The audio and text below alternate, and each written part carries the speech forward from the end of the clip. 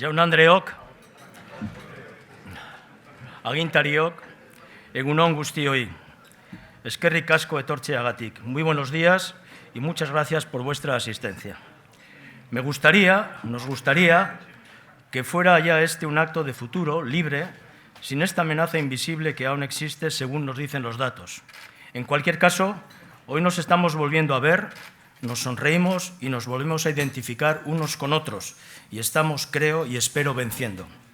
ADIPE aporta su estilo, su público acompañante y un tema, perspectivas económicas, o sea, perspectivas importantes para nuestra vida.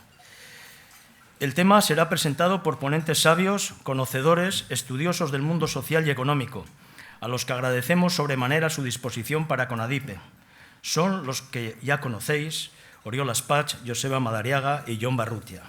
Voy a leer unos currículums de ellos, primero porque tienen la atención de venir, y segundo porque se lo merecen, y tercero porque son currículums realmente espectaculares. Oriol Aspach es director de estudios de CaixaBank, de Economía Española de CaixaBank, es PDD por el IES, doctor en Economía por la London School of Economics y máster en Economía y Finanzas por el Centro de Estudios Monetarios y Financieros.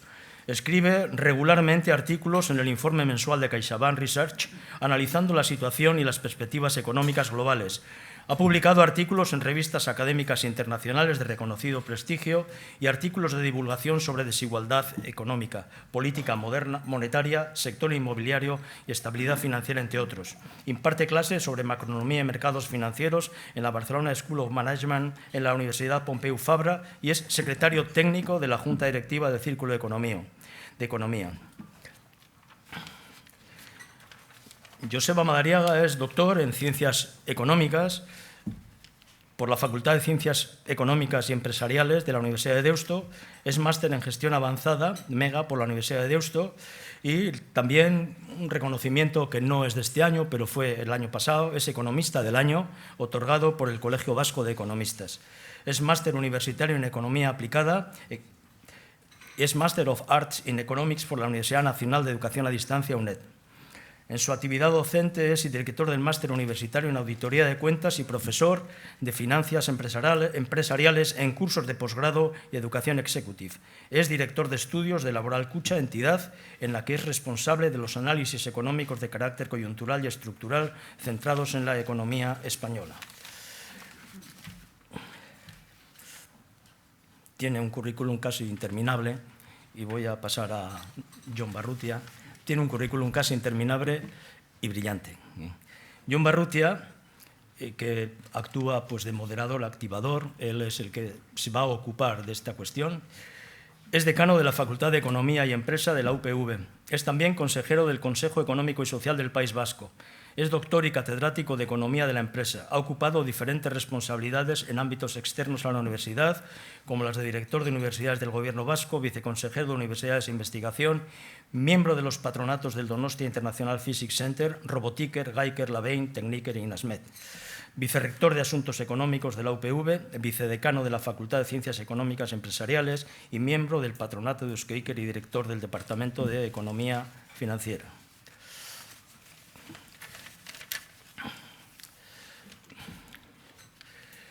El tema de hoy será presentado, por ponentes sabios, conocedores, estudiosos del mundo social y económico. Y os quería decir que queremos que nos hablen de lo que nos está pasando, lo que está pasando al mundo, una situación que algunos analistas comienzan a llamar el shock del futuro.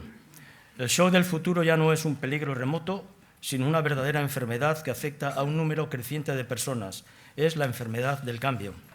Pero carecemos de una teoría de la adaptación y de una terapia para la adaptación. Debiéramos poder adoptar una nueva y rápida percepción del futuro para poder enfrentar a los rápidos cambios. Hoy, estos tres expertos nos hablarán de un elemento de cambio fundamental, la perspectiva económica para el próximo futuro dentro de este shock de futuro. Un shock de futuro que altera la calidad de nuestra existencia. Sin más, vamos a comenzar con vuestra actuación. ¿Vale? ¿Ven?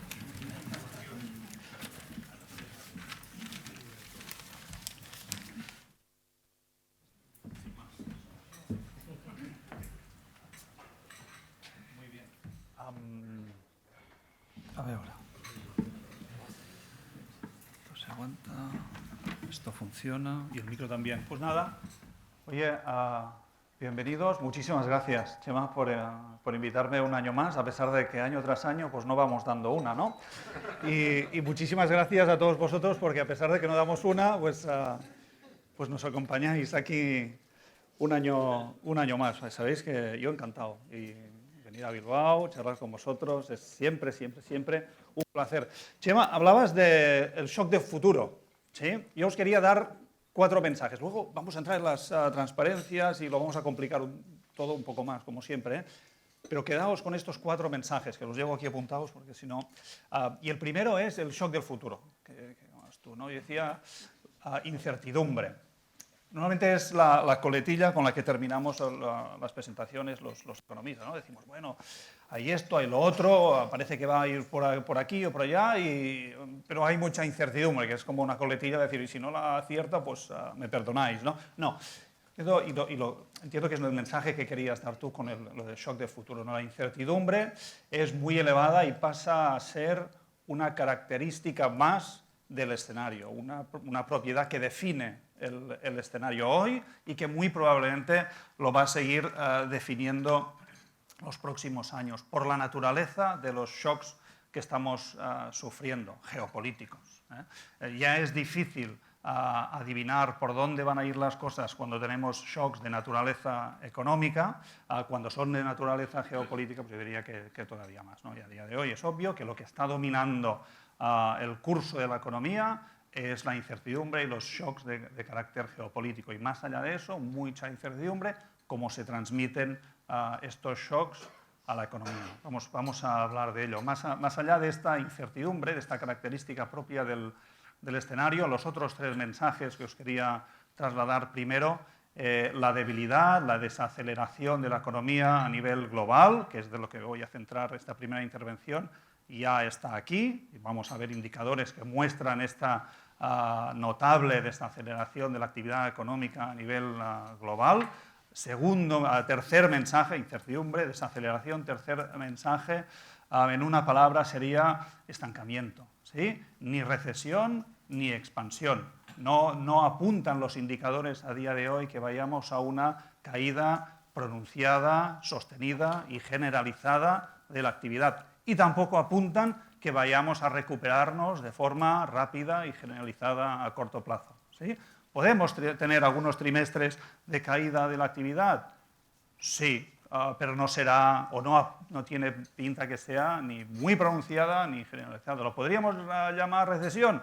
Lo podríamos llamar, pero no es lo mismo una caída de 0,2, 0,3 que una caída de 2 o 3. Y a todo, al final, se le llama igual. Para mí no es lo mismo. Si vamos a estas pequeñas caídas de la actividad o pequeñas subidas, en general lo que vamos a ver con el paso del tiempo es que durante el tramo final de 2022 y 2023, pues en general los países desarrollados se habrán estancado o lo sumo habrán crecido poco. Y cuarto mensaje, estamos en un momento muy importante para que se cumpla este escenario, ¿sí? Lo que pase en los próximos 2, 4 meses nos va a dar muchas pistas de si, por el contrario, no es estancamiento y al final vamos a una recesión más pronunciada, o por el contrario, pues la actividad no acaba cayendo y nos recuperamos más rápidamente de lo previsto, ¿no? Lo que pase en los próximos meses va a ser en este sentido muy importante, ¿sí? Quedaos con estos 4 mensajes, ya podéis desayunar y si además pues me seguís, fenomenal, pero lo importante son estos cuatro mensajes, ¿sí? Quería empezar la primera, no sé si lo has contado, vamos a hacer como siempre, ya es un clásico, antes lo decíamos, ¿no? Casi 10 años ya que estamos aquí, vamos a hacer como siempre. Hay cuatro partes, una primera de economía global, una segunda de Joseba de economía europea, luego vuelvo yo con economía española y terminamos con la economía del País Vasco y luego nos sometes al tercer grado, Jon, y a ver si estamos de acuerdo. Muy bien, pues empezamos con esta reflexión más de una perspectiva global. Quería empezar analizando la evolución de los factores que condicionan el escenario de los shocks que estamos sufriendo. Primero, y más importante, lo sabéis todos, shock de la energía y especialmente en los precios del gas. ¿Veis en el gráfico de la izquierda la evolución del precio del gas en distintos mercados? Azul clarito es en Estados Unidos, que no lo parece, pero ahí también ha subido un poco el precio del gas, pero donde ha subido más, lo sabéis, es en los países europeos. Tenéis ahí varias referencias. En gris está el precio del gas cotizado en el norte de Europa, es el TTF. En azul oscuro tenéis el MIBGAS, que es nuestro precio de referencia aquí en la península ibérica. Veis que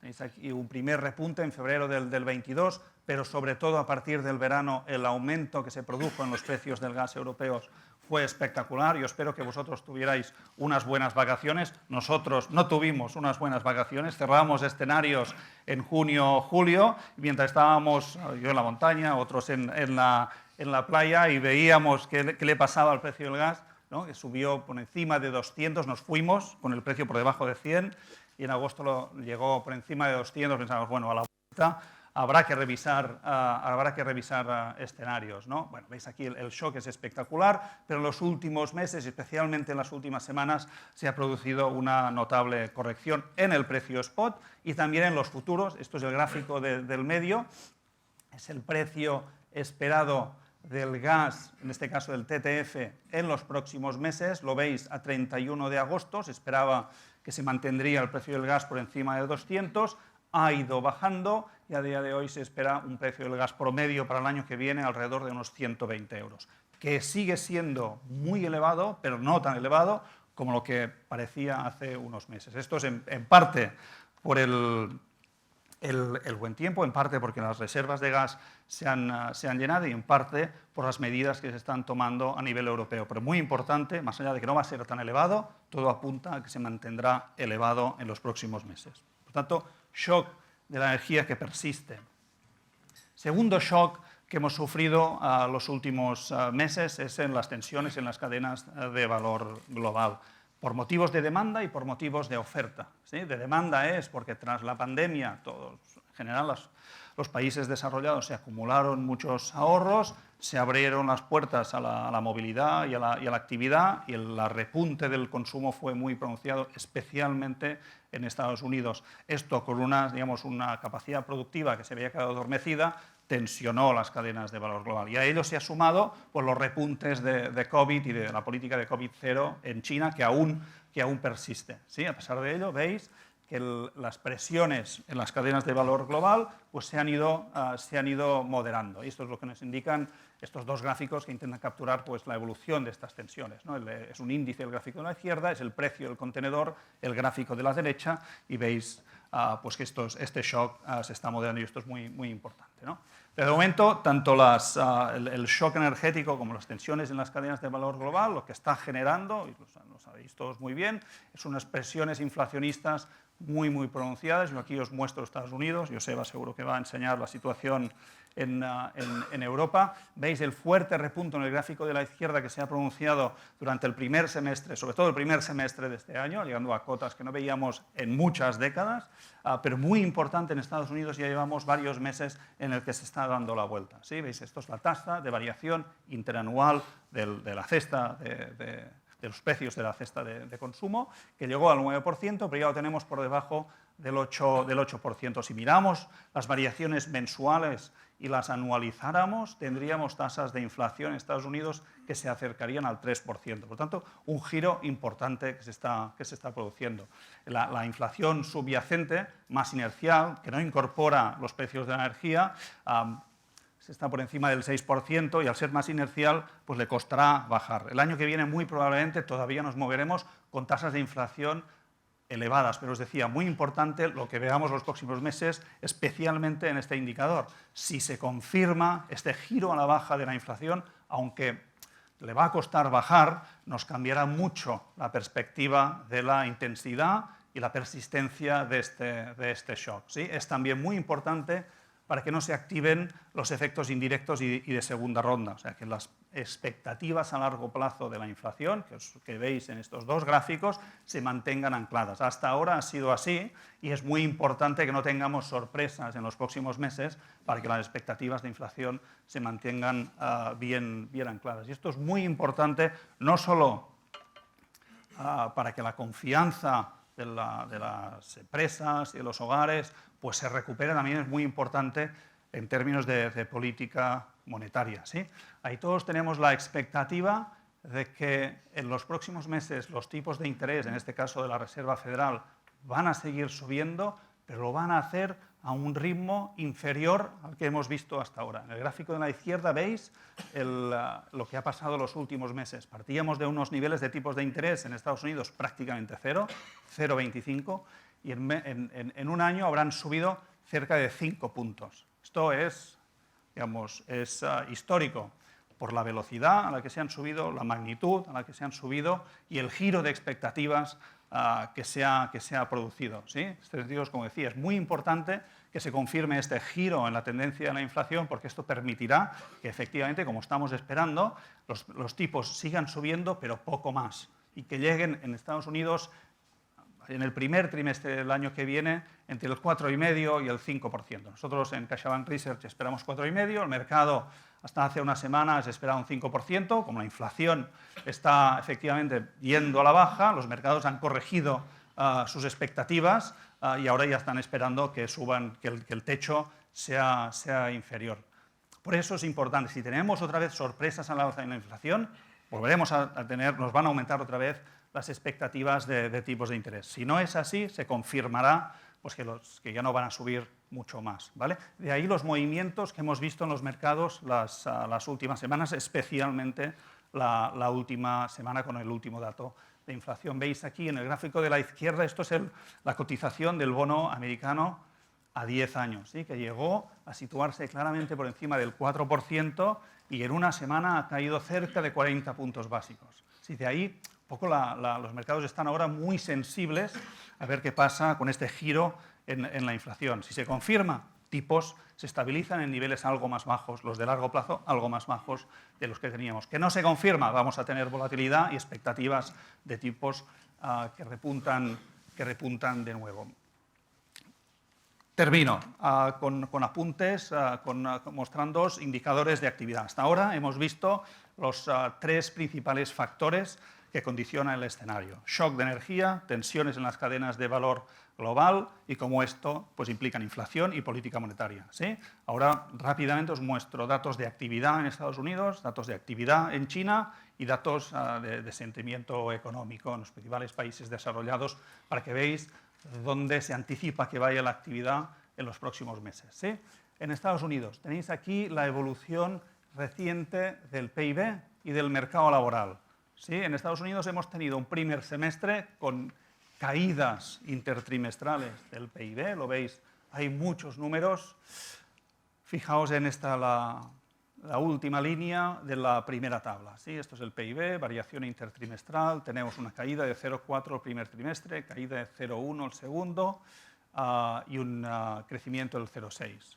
¿Sí? Parece que se está recuperando, no es así. ¿Vale? Es un poco complicado, pero cuando nos miramos lo que hay detrás de estas caídas en el primer semestre y la subida del tercero, lo que vemos es que los componentes que realmente determinan el sentimiento, la situación de la capacidad interna del país han ido de más a menos. Nos preocupa especialmente la evolución del consumo en Estados Unidos, que hasta ahora ha crecido, pero está yendo de más a menos, y también de la inversión, y especialmente de la inversión residencial, que ya lleva caídas acumuladas este año cercanas o superiores al 10% según Contabilidad Nacional. Si os pusiera indicadores en tiempo real, el giro que se está produciendo en el inmobiliario en Estados Unidos es muy importante debido, digamos, al impacto del aumento de los tipos de interés. ¿Sí? En el mercado laboral lo que vemos es también una cierta desaceleración. Esto es la variación mensual de los ocupados en Estados Unidos. la línea está azul horizontal, esto es el promedio, ¿sí?, histórico, y la naranja, el promedio es de 2021, las barritas lo que pasa en los últimos meses, ¿sí? El mercado laboral, la creación de empleo, sigue por encima del promedio histórico, ¿sí?, por encima de la línea azul, aunque está por debajo de la naranja del promedio de los últimos 2 años. Se está desacelerando, pero se sigue creando empleo en Estados Unidos. ¿Vale? En China, también un mensaje un poco complicado. Tuvimos aquí una caída del PIB, ¿veis la barrita gris? Está al final, que cae en negativo el segundo trimestre. Esto es consecuencia, lo que os decía antes, de esta política de COVID-0 en China, la que hay en una ciudad, ¿sabéis?, ¿no? Hay algunos casos de COVID, cierran la ciudad. Esto es especialmente importante cuando pasa en las grandes ciudades y especialmente importante cuando pasa en las grandes ciudades que tienen un puerto. Entonces se cierra el puerto y esto tiene consecuencias a nivel internacional. Pues en el segundo trimestre se cerraron varias ciudades importantes, la actividad cayó en el conjunto de China. En el tercer trimestre hemos visto un rebote, en parte porque se abrieron estas ciudades, pero otra vez lo mismo, como el mensaje de Estados Unidos. Cuando miras las tendencias de fondo, en China tampoco son positivas. El mercado inmobiliario, fuerte desaceleración, consumo, fuerte desaceleración, sector exterior, y esto es muy importante para China, fuerte desaceleración. De hecho, el último mes hemos tenido una caída de las exportaciones en China. Por tanto, estas tendencias de desaceleración que hemos visto en Estados Unidos, que vemos ahora en China, es un mensaje generalizado para los países desarrollados. ¿Qué nos apuntan, y con esto termino, los indicadores de sentimiento económico para el tramo final de este año? Esta gráfica es, creo, ilustrativa, ¿no?, porque muestra, digamos, estas tendencias de fondo que os comentaba. Esto es el índice PMI, son encuestas que se hacen a los empresarios de los distintos países. Es un índice que nosotros utilizamos mucho porque anticipa, digamos, tendencias futuras. Y veis cómo ha ido cayendo en China, en España, en Estados Unidos, en la eurozona. La caída es generalizada. Importante, cuando este índice se sitúa por debajo de 50, se suelen producir caídas de la actividad, ¿sí?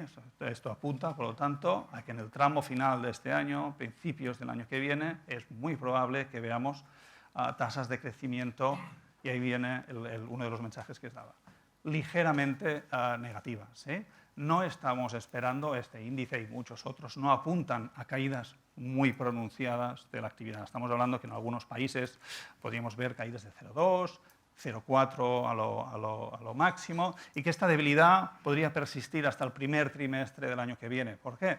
Porque es cuando seguramente el impacto de este fuerte aumento de los tipos de interés tendrá su repercusión máxima. A partir de aquí, con la inflación, si se confirma que se da la vuelta, esperamos que la actividad deje de contraerse, que se mantenga débil, porque os decía al principio, sobre todo el shock energético, a pesar de que se está corrigiendo, esperamos que los precios de la energía se mantengan elevados, y esta es una hipótesis que hacemos nosotros en CaixaBank Research, pero que no es compartida por todos los analistas. Hay quien asume que este shock se va a corregir antes y, por lo tanto, la salida será más rápida. Nosotros, como indican los mercados de futuros y otros indicadores, pues asumimos que los precios se mantendrán altos y que, por lo tanto, la recuperación será lenta. Por tanto, veremos tasas de crecimiento en Estados Unidos en el conjunto del año que probablemente se situarán alrededor del 1%. Veremos tasas de crecimiento en China que serán positivas, pero que serán inferiores al promedio histórico. Y esperamos tasas de crecimiento también en eurozona, luego Joseba entra más en detalle, también moderadas. Pero esto, insisto, depende de forma fundamental de la evolución de este shock energético, sobre el cual os podéis imaginar que hay muchísima incertidumbre, y por tanto será importante ir viendo cómo evoluciona los próximos meses. Yo lo dejo aquí y ahora vamos con Joseba al análisis de la situación europea.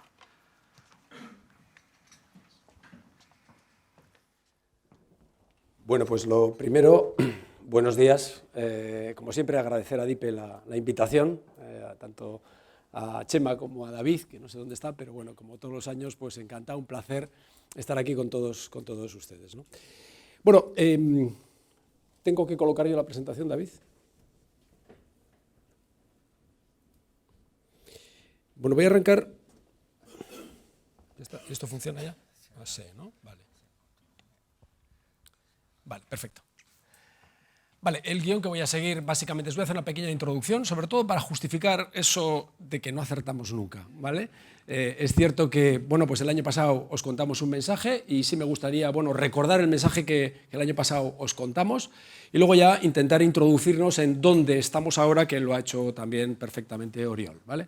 Bien, como ha comentado Oriol, en los últimos 3 años estamos viviendo, o 2 años, estamos viviendo unos shocks de una naturaleza atípica en lo referente a la economía, ¿no? Normalmente estamos acostumbrados a otro tipo de shocks, pero hemos vivido una pandemia y estamos viviendo ahora una guerra y evidentemente pues son 2 elementos que de alguna forma están condicionando la actividad económica, ¿no?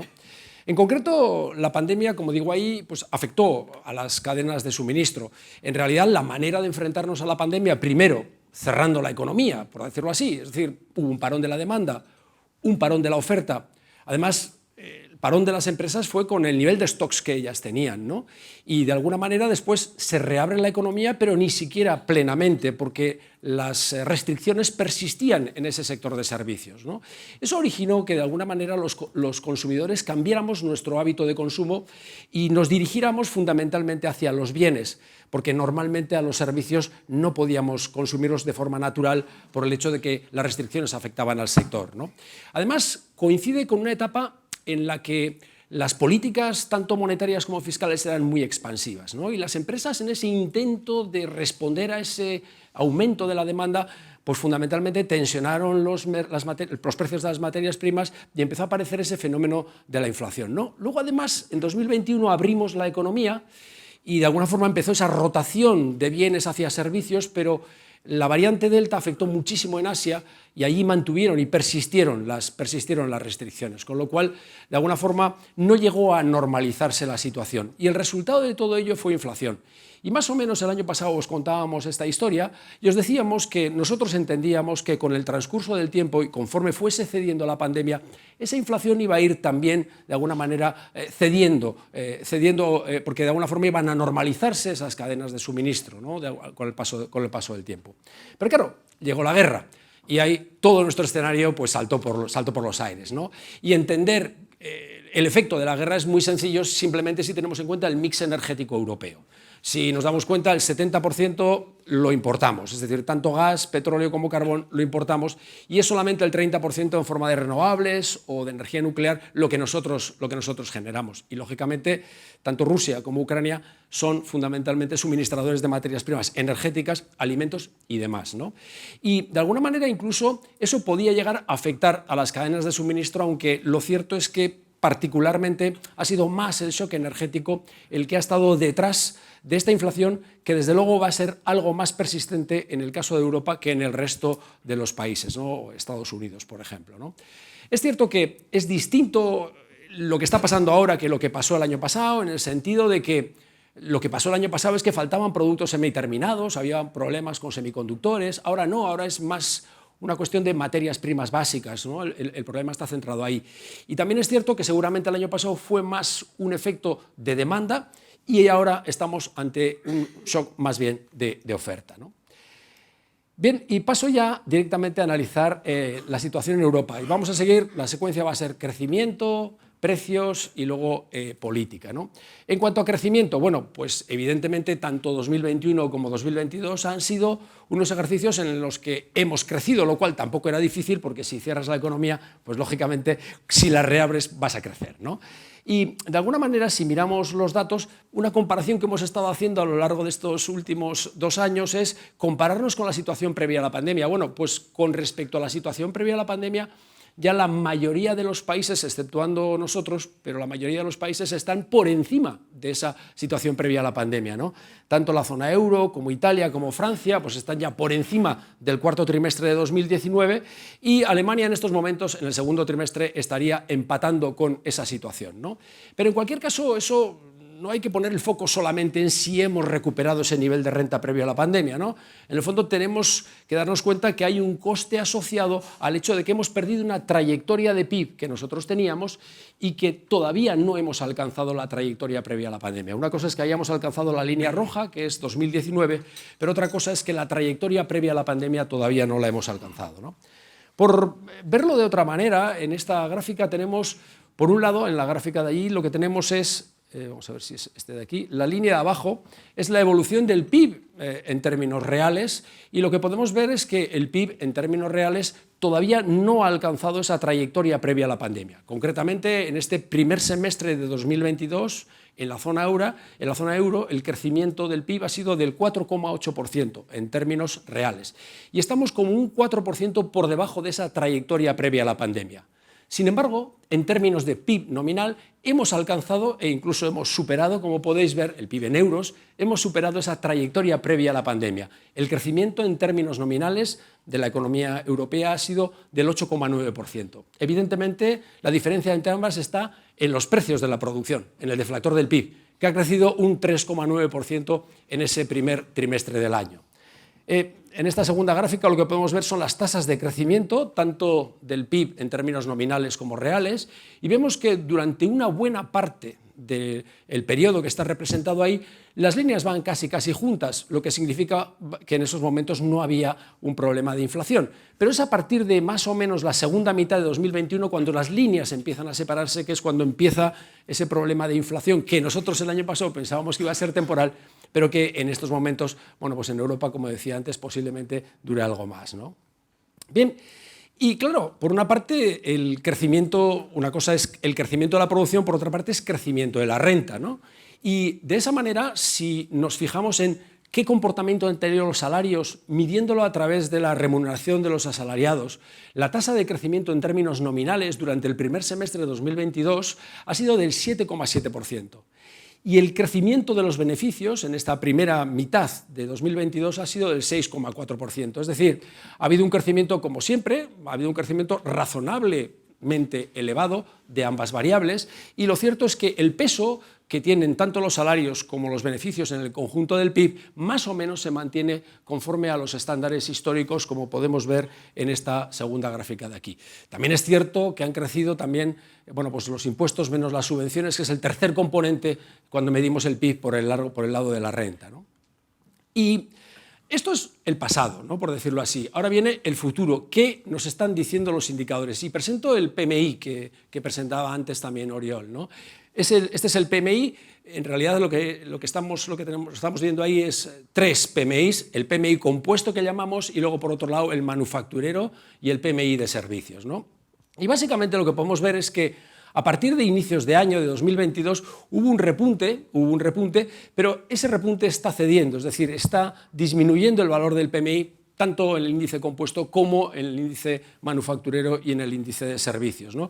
Y efectivamente estamos por debajo de ese estándar 50, que es el estándar que de alguna forma apunta a la zona de ni frío ni calor. Por debajo estaríamos en la zona de contracción y por arriba estaríamos en la zona de expansión, ¿no? Y si miramos el dato del último mes, pues ha habido una caída de un punto en ese índice compuesto, ¿no? Ese índice compuesto luego se obtiene a partir de la medición de una serie de indicadores parciales que lo que nos están diciendo es que la producción está cayendo en estos momentos y también están cayendo los pedidos, con lo cual se anticipa una caída adicional de esa producción. Por otra parte, es cierto que en los precios empezamos a notar cierto parón, pero en niveles bastante elevados, ¿no? Y en cualquier caso, el empleo todavía se mantiene razonablemente fuerte, si bien es cierto que el sentimiento, como decía antes Oriol, en términos de producción futura, empieza a apreciarse que, bueno, pues empieza a disminuir, ¿no? Luego, si miramos el índice manufacturero, ahí se aprecia con bastante claridad que es el sector manufacturero el que más está sufriendo por el shock energético que estamos viviendo en estos momentos, ¿no? Mientras que el sector servicios, la caída de la producción es mucho más atenuada y el empleo también está manteniéndose razonablemente fuerte. Bien, y pasamos ya a la parte de precios, ¿no? Y bueno, lo primero, no he traído el precio del gas y afortunadamente lo ha puesto Oriol, ¿vale? Tenéis ahí la evolución del precio del petróleo y la evolución de los precios de las materias primas industriales y los alimentos en la gráfica de la derecha. ¿Qué estamos viendo? Pues a lo largo de este año estamos viendo pues una desaceleración clara de ese precio del petróleo, así como también tanto las materias primas en general y las materias primas energéticas. No así los alimentos. Como podemos ver, los alimentos todavía mantienen, es la línea naranja, mantienen una tasa de crecimiento bastante importante y luego veremos el reflejo que eso tiene en la inflación en el caso de Europa, ¿no?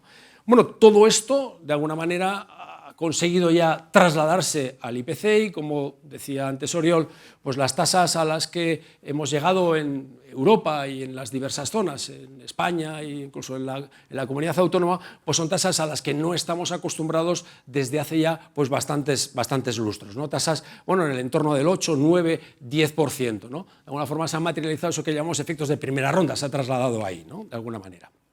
Y este es el último dato, por mirar ya el último, bueno, pues la inflación en el caso de Europa ha llegado al 10,7 y la subyacente se encuentra en el 5.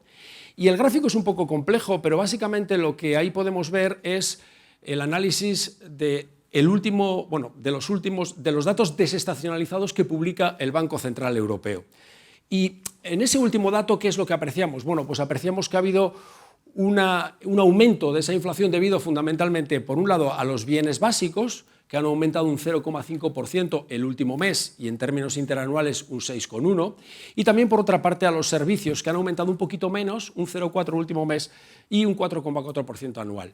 Y ya destaca fundamentalmente el incremento que ha asociado a los precios de la energía. Lo que también es cierto es que es muy desigual entre los diferentes países europeos porque las medidas que se están adoptando para tratar de controlar la situación pues son también muy distintas, ¿no? Y luego está el crecimiento de los alimentos, que ha sido un crecimiento del 1,5% este último mes, que es una tasa francamente muy elevada, ¿no? Y en términos anuales un aumento del 13,1%. Vale, y esto, claro, tiene unas consecuencias muy claras en términos de capacidad de compra de los consumidores. Y de alguna forma a nosotros, a los economistas, nos ha gustado, para plantear este escenario, nos gusta un poco ver cuáles son los soportes de la economía, ¿no? Enfrentándonos a una situación como la que estamos viviendo, ¿qué soportes tenemos? ¿En qué podemos apoyarnos para de alguna forma, bueno, pues poder llevar adelante la situación que estamos viviendo, ¿no? Y hay varios elementos que yo destacaría como soporte. Es cierto, he dicho antes, que ha habido un incremento importante en términos nominales de los salarios. En cualquier caso, también ha habido un crecimiento del empleo, con lo cual, bueno, habría que matizar quizá esa frase.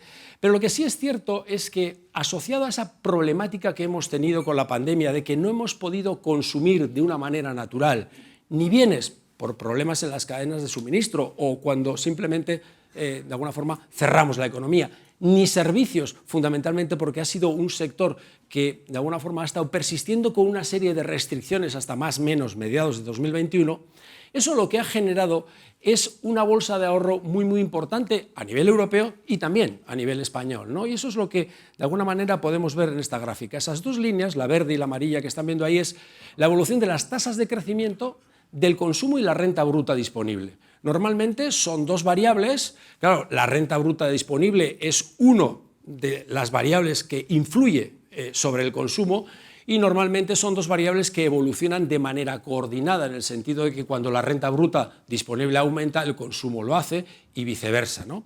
Sin embargo, fíjense que en el año 2020 y en el año 2021 se produce un desacople muy grande entre esas dos líneas, ¿no? El consumo, las tasas de crecimiento caen, bueno, a niveles mucho más elevados que lo que es la caída de la renta bruta disponible, ¿no? Y más o menos se puede estimar en un 12% esa bolsa de ahorro que se ha generado asociada, bueno, pues a esos problemas que hemos tenido durante la época de la pandemia. Y esto es uno de los elementos de soporte que van a tener los consumidores, que va a tener al final la economía, para poder enfrentarnos a la situación que estamos viviendo ahora. Otro elemento clarísimo de soporte es la evolución del mercado laboral, ¿no? Aquí lo que tenemos es la tasa de paro europea. Bueno, pues estamos en mínimos, en estos momentos creo que es el 6,6, si no recuerdo mal, y por otra parte la creación de empleo, que salvando esta época, pues además se está produciendo a un cierto nivel, ¿no? Ese es otro de los elementos de soporte que tenemos para enfrentarnos a esta situación. Y esto que estamos viendo en Europa también lo tenemos a nivel de España, como supongo que comentará después Oriol.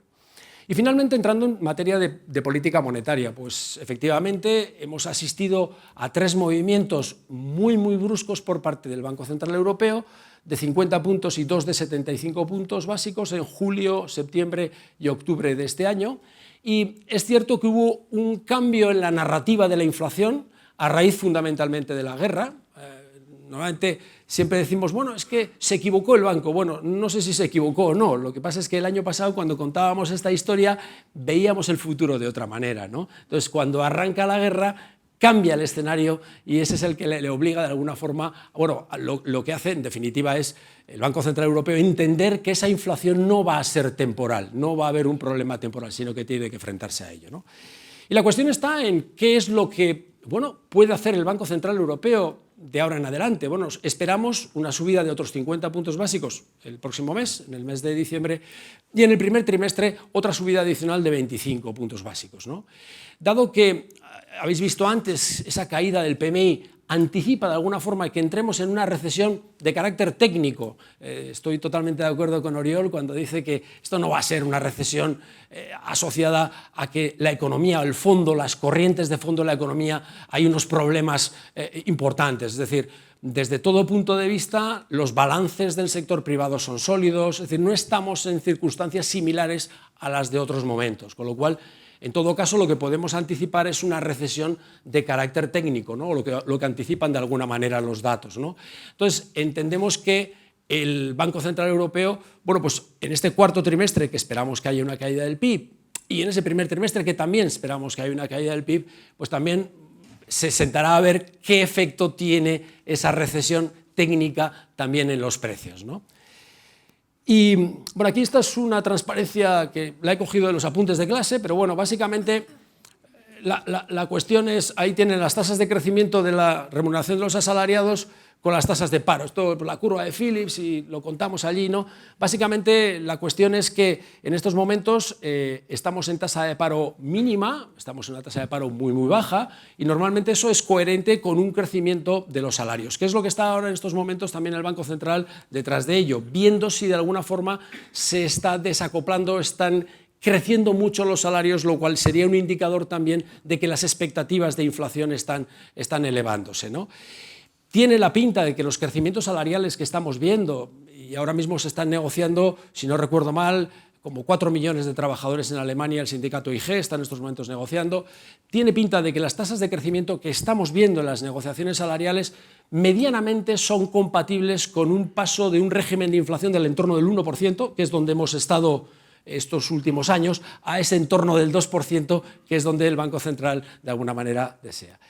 Y finalmente las previsiones para Europa, tanto para este año como para el que viene. Estamos todos muy parecidos. Aquí les he puesto la previsión del consensus, para este año está en un 3%, el crecimiento, 3% es la media de muchos analistas, debajo he puesto la desviación típica, que no es más que la media de lo que los analistas se desvían de ese 3%.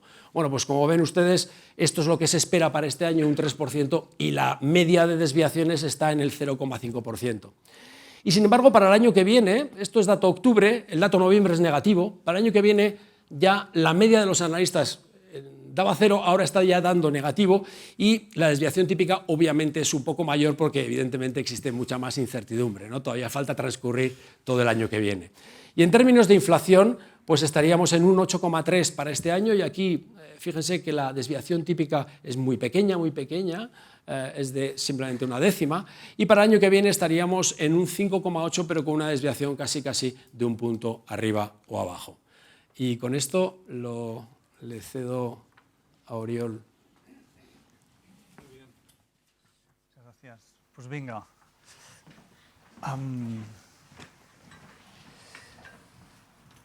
Vamos a España. España va bien.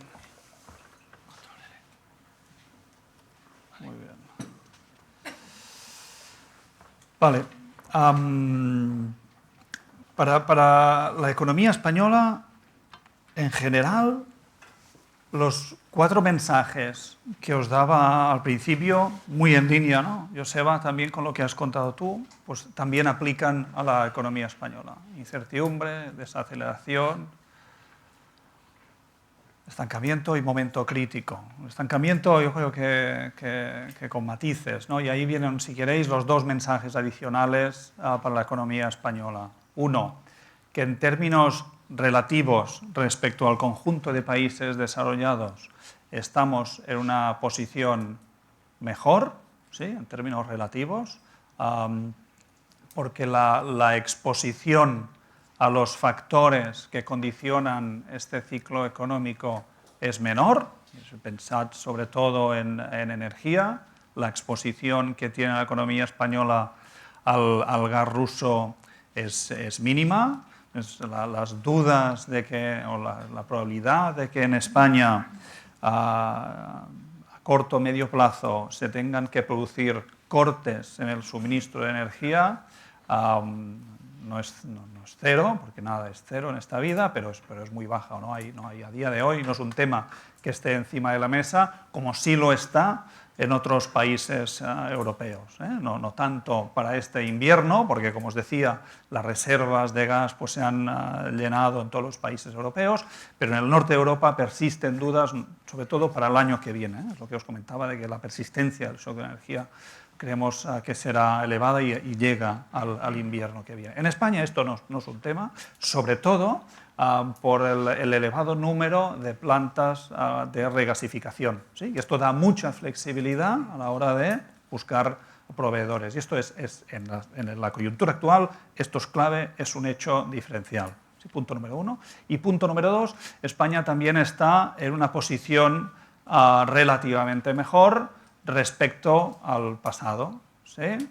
Por tanto, empiezo la parte de España, a pesar de este tono un poco pesimista, ¿no?, que os trasladábamos hasta ahora, pues un poco de optimismo, como mínimo en términos relativos, ¿no? Si nos miramos cómo está la situación de los principales agregados macroeconómicos, no encontramos, lo que decía también Joseba, desequilibrios que nos hagan pensar que de esta situación de debilidad se pueden desencadenar otros mecanismos que nos lleven a una crisis más persistente y profunda. ¿Sí? Niveles de deuda privada claramente inferiores a los de la última crisis de 2010, no solo claramente inferiores, sino inferiores a los del promedio de los países desarrollados y por debajo de lo que vemos en el conjunto de países europeos.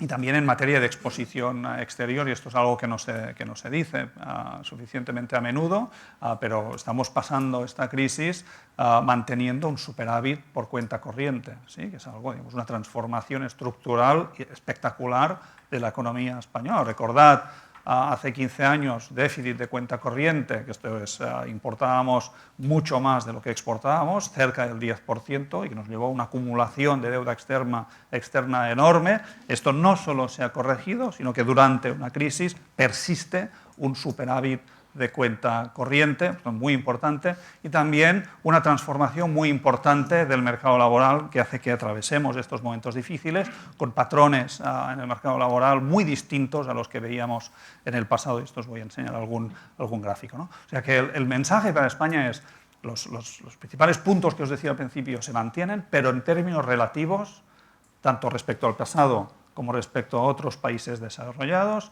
estamos un poco mejor. ¿Sí? Pues lo mismo, os quedáis con esto y ahora yo os marearé pues, con varias transferencias, ¿no?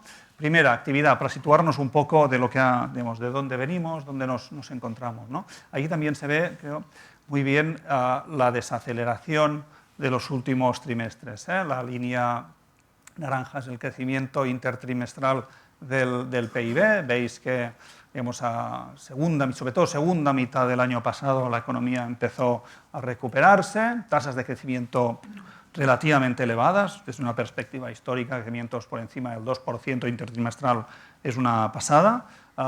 Veis esta caída, digamos, fuerte desaceleración, ligera caída en el primer trimestre del año pasado. Esto parece lejos, pero es la oleada de COVID que también tuvimos aquí, ¿no? Y que llevó acarreada pues, mucha incertidumbre, repunte que nos sorprendió en el segundo trimestre, en parte porque compensó la caída del 1T, pero la tendencia es clara, y en este tercer trimestre hemos tenido un crecimiento del 0,2, muy en línea con lo que esperábamos. De hecho, teníamos esperábamos un crecimiento del 0,2%. Por lo tanto, pues esta desaceleración que os comentaba, que ya está aquí en los países desarrollados, también en España.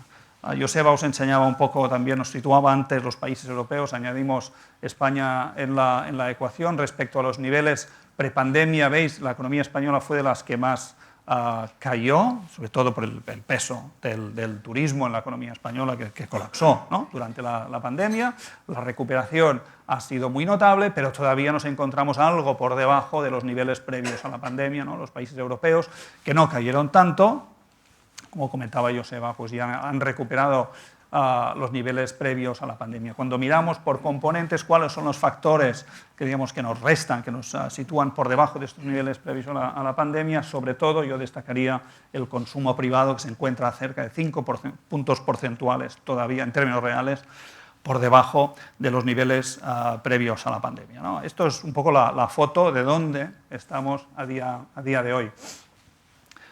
Quería comentaros también la evolución del mercado laboral. Como decía, para mí es uno de estos cambios estructurales que se ha producido en la economía española y que a veces no le prestamos suficiente atención. Veis en el gráfico de la izquierda, esto es la variación de los afiliados que no están en verde, ¿no? Es el crecimiento de los ocupados. Veis que se va desacelerando durante los últimos trimestres, pero yo destacaría que a pesar de esta debilidad se sigue generando empleo en la economía española y a tasas relativamente elevadas. No solo eso, sino que yo destacaría de forma muy especial la calidad del empleo que se está generando. Y esto es un cambio espectacular. O sea, los economistas llevamos décadas diciendo, uno de los, se nos preguntaban, ¿no?, y lo hemos discutido aquí varias veces, nos dices, ¿cuáles son los 3 principales retos de la economía española? La calidad del empleo, la estabilidad a lo largo del ciclo.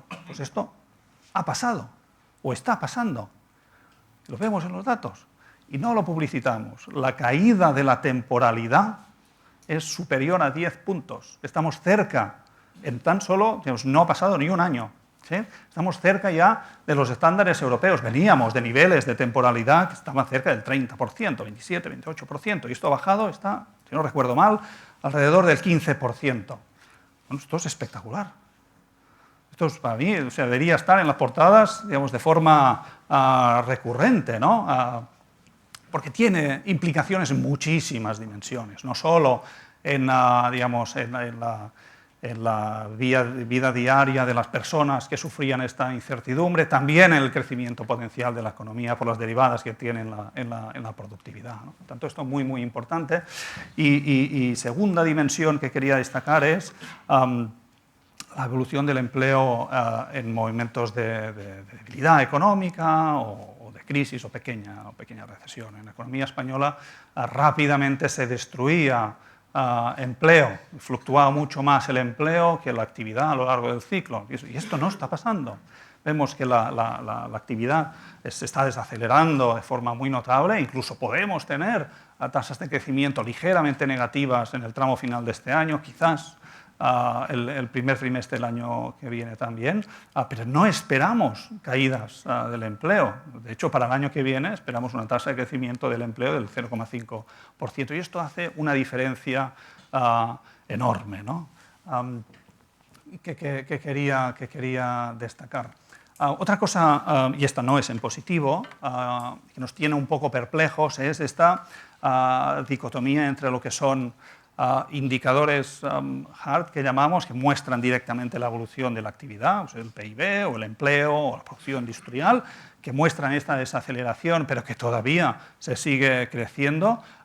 Decía la dicotomía de estos indicadores con los de confianza, y especialmente la confianza del consumidor. Veis aquí en el gráfico de la izquierda, para Eurozona, el dibujo es muy similar. Veis, la caída es, no sé, poned vosotros el adjetivo que queráis, pero muy, muy pronunciada, ¿sí? Vemos una caída similar o incluso algo superior a la que se produjo durante la pandemia. ¿Sí? Mientras los indicadores hard, que decía, pues muestran desaceleración, pero para nada un colapso, en los de confianza sí que la caída es muy, muy pronunciada. Y esto nos tiene un poco desconcertados, ¿no? Es la sensación que también comentábamos ayer por la noche, ¿no?, cuando comentábamos las perspectivas de que estamos muy, muy preocupados, pero digamos, los datos que no son positivos, pero para nada son tan negativos como a veces nos parece como nos parece que son, ¿no? Aquí tenéis el PMI que antes hemos comentado para los principales países desarrollados, pues también para España esta tendencia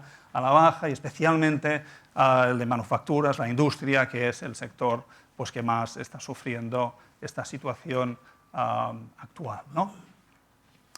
Inflación en España, las tendencias similares a las que hemos comentado hasta ahora, esta tendencia al alza, pero España, a diferencia de Europa y más similar a lo que vemos en Estados Unidos, también ya empezamos a observar este punto de inflexión. Este es muy importante, como decía antes. ¿Veis? En la línea azul no discontinua, es la evolución de la inflación general, que alcanzó un pico por encima del 10% hace un par de meses, pero desde hace 2 meses ya vemos esta tendencia a la baja que nos ha sorprendido a nosotros. En parte esto es por esta caída mayor de la que esperábamos en el precio de la energía y especialmente de la electricidad, y esto es muy difícil de prever, o sea que digamos, igual en los próximos meses cuando llegue el frío, si es que llega, y empezamos a consumir pues, el gas que tenemos ahí almacenado, vemos un pequeño repunte en los precios, entonces la tendencia a la baja, pues podemos tener algo de volatilidad, pero en cualquier caso,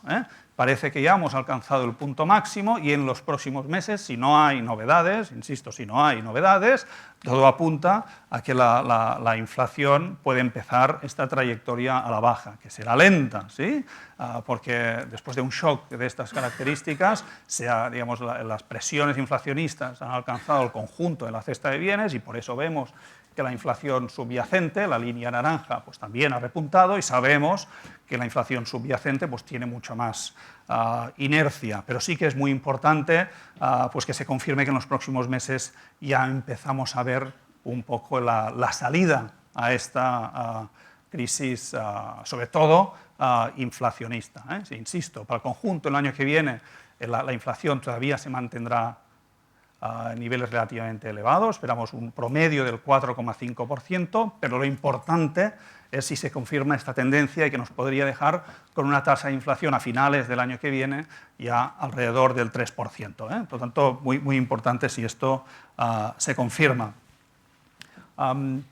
Derivadas de estas presiones inflacionistas, yo quería destacar, un poco lo apuntaba cuando analizábamos el desglose del PIB, pues la presión sobre el consumo. Lo que veis aquí son datos internos de CaixaBank. El gráfico de la izquierda es el gasto realizado con tarjetas españolas, ¿sí? Lo registramos en los TPVs de CaixaBank y veis, digamos, esta clara tendencia a la baja que se ha producido especialmente durante los últimos meses. En el gráfico de la derecha veis el gasto realizado por tarjetas extranjeras en España y aquí veis pues, que la tendencia es la inversa.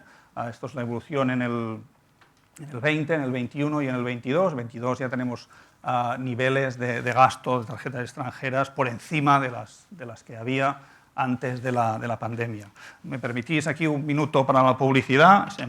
Justo la semana pasada estrenamos un portal de economía en tiempo real, que estamos súper orgullosos. Ahí hemos volcado con datos internos de CaixaBank, hemos generado indicadores de consumo, de salarios, de desigualdad, de vivienda y de turismo. ¿Sí? Y la gracia es que esto es todo en tiempo real, porque es lo que vemos con los datos internos del banco.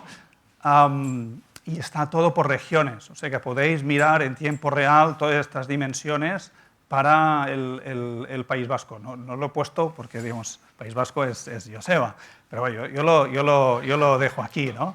Y además pues hay muchas categorías y bueno, espero que lo encontréis útil, ¿vale? También están estos datos de gasto de tarjetas, tanto para el conjunto de España como en distintas categorías, y también para el País Vasco. Veréis, de hecho, que esta desaceleración en el gasto viene sobre todo de lo que son gastos retail, ahí es donde más se ve esta desaceleración, y en cambio veis también que lo que es el gasto en bienes de primera necesidad, que esto es alimentación, en supermercados y farmacias, pues está volviendo a repuntar muy probablemente debido al aumento de los precios. Esto es gasto, digamos, real, es nominal, ¿vale? Por lo tanto, ahí el aumento de precios tiene un impacto directo en la facturación, ¿vale? Para terminar, un apunte sobre turismo, un apunte sobre inmobiliario, un apunte sobre sector público.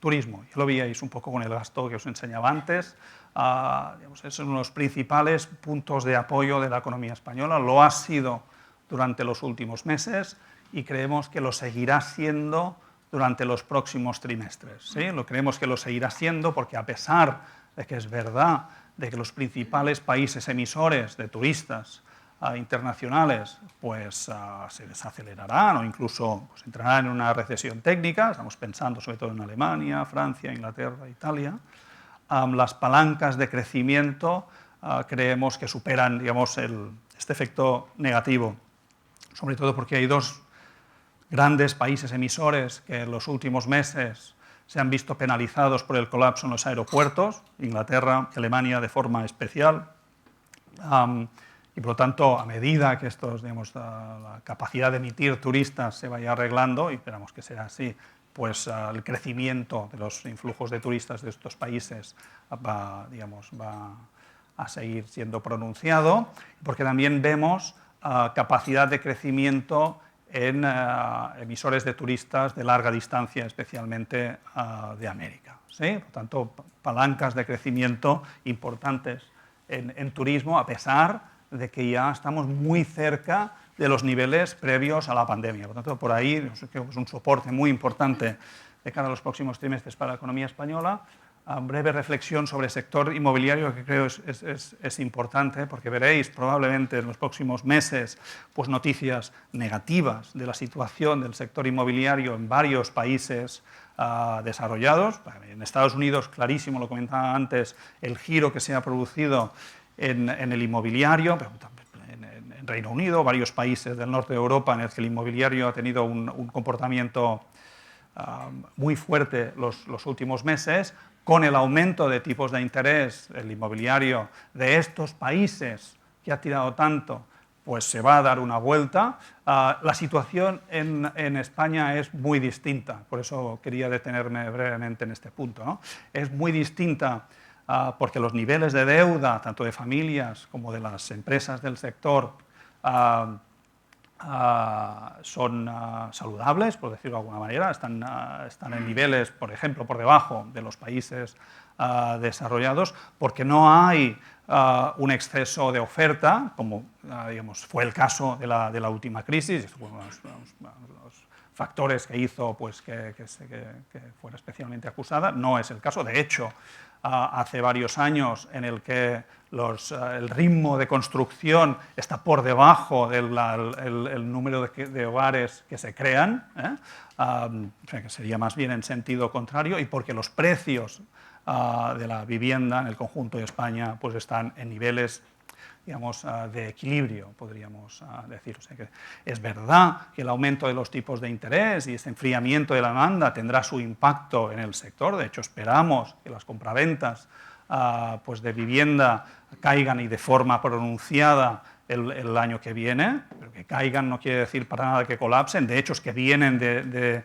niveles relativamente elevados por el efecto embalsado de la demanda, ¿no? Durante la pandemia no se compraron casas, las que no se compraron luego. Esto nos ha situado en niveles relativamente elevados, 640.000 acumuladas 12 meses el último dato, y volveremos a niveles más de equilibrio, alrededor de 500.000, algo por debajo de 500.000. También los precios, veremos una desaceleración, pero no esperamos caídas en los precios. Por lo tanto, parecía un apunte importante pues, situar el inmobiliario español en este contexto difícil. Último apunte es sobre el sector público, importante porque en esta situación difícil y de elevada deuda pública, este sí que es uno de los puntos débiles, ¿no? No solo de la economía española, sino del conjunto de economías desarrolladas, ¿no? De niveles de deuda pública elevados desde una perspectiva histórica, pero aquí el mensaje es de que el déficit se va reduciendo De hecho, el Gobierno tiene una previsión para este año del 5%. Nosotros creemos que es muy probable, de hecho, que este año se cierre con un nivel de déficit, digamos, sustancialmente por debajo de esta cifra, o sea que muy buenas noticias. Tenemos una previsión del 4,5% y para el año que viene también creemos que es bastante probable que el déficit se siga reduciendo. El Gobierno tiene una previsión del 3,9%, nosotros la tenemos un pelín más elevada, pero en cualquier caso no muy distinta. A las previsiones de ingresos en el presupuesto del año que viene nos parecen muy razonables, en línea con el crecimiento nominal de la economía. Veis aquí en la primera línea, ¿no? Este es el peso de los ingresos públicos respecto al PIB, que se mantiene, la previsión es que se mantenga estable alrededor del 43%, y también las previsiones de gasto nos parecen realistas. Otra cosa es la composición de este gasto, ¿no? En la coyuntura en la que estamos, en la que los ingresos fiscales están creciendo mucho, se podía aprovechar para reducir el déficit más, se podía aprovechar para hacer, o alternativamente, para hacer políticas targeted, ¿no? Dirigidas a los colectivos más vulnerables, o se podía aprovechar para hacer otro, digamos, tipo de actuaciones. Vemos que el grueso de los recursos se dedicarán a aumentar las pensiones el año que viene, ¿no? O sea, es una alternativa, pero en cualquier caso a lo que vemos es esta trayectoria de corrección del déficit público que es muy importante. Termino con las previsiones. Lo que veis ahí es la corrección que hemos ido haciendo los últimos meses las principales casas de análisis, una corrección muy importante, sobre todo debido a este, digamos, shock de la energía que es más importante del que esperábamos hace unos meses. Nosotros tenemos para el año que viene una previsión de crecimiento del 1%, entonces es probable que a corto plazo, cuarto trimestre de este año, pues tengamos una tasa de crecimiento ligeramente negativa. Para el primer trimestre del año que viene no tenemos tasa de crecimiento negativa, o sea que para España, de hecho, nosotros en el escenario central no esperamos que haya ni recesión técnica en España, pero a partir de aquí sí que, como os comentaba, la velocidad a la que se recuperará la economía española, según estas hipótesis, tampoco esperamos que sea muy pronunciada, y por eso, digamos, tenemos una tasa de crecimiento para el conjunto del año alrededor del 1%. ¿Sí? Si os parece, yo lo dejo aquí, entramos con Joseba al País Vasco y luego entramos más en detalle.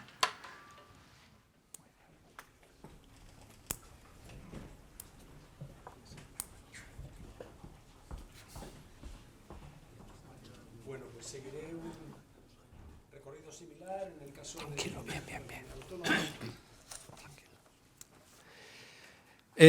Primero analizaremos el crecimiento, luego miraremos precios, como soporte mercado laboral y finalmente hablaré algo de nuestras previsiones. Bueno, básicamente en esta transparencia tenemos el crecimiento tanto por el lado de la oferta como por el lado de la demanda, y aunque las cifras no se ven, ya más o menos les hago un resumen.